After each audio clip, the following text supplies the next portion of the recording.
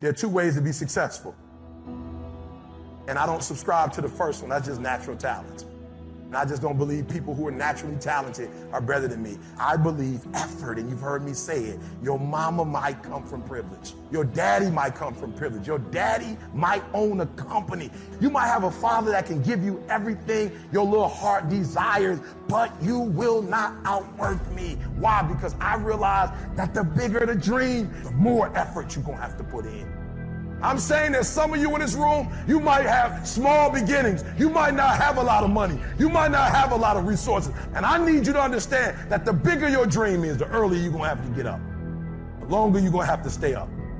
I'm talking about concrete commitment.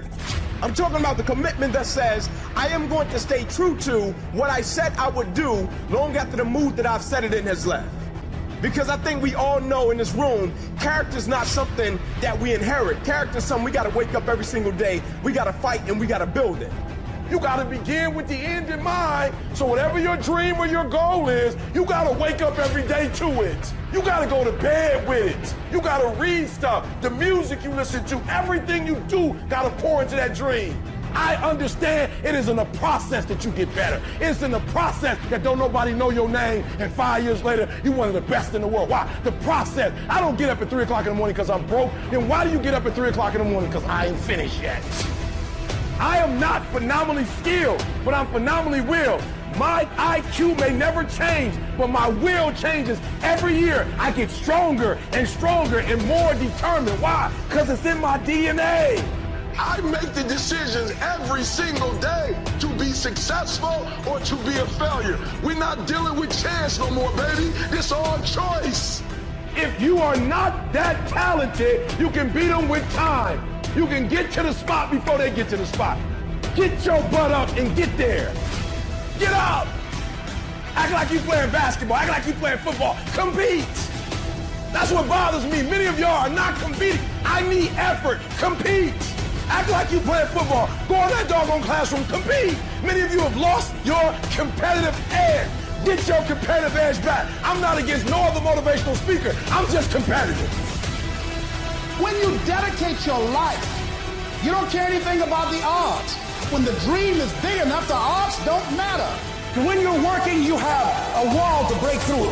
A friend of mine who runs a marathon, he says, when he's running the 26-mile marathon, he said, let's say that hypothetically, that 18th mile is the wall. He said, Les, when you get there and you're running, he says, everything in you is telling you to stop, to give up. Every muscle is aching. And you're saying to yourself, I can't do it. I can't do it. And you just keep on and you keep on and you keep on. It seems like you're moving at slow motion. And then eventually when you break through that 18-mile wall, then you know it's like done and you're on automatic and you glide on in. And you know it's there. You know you're going to get to the finish line. And we've all had experiences where we were working on something and we knew it was possible. And we did those things that were necessary to bring it into reality. We took the responsibility to make it happen. Other people couldn't see it. A lot of people didn't believe it. You were attacked. You were criticized.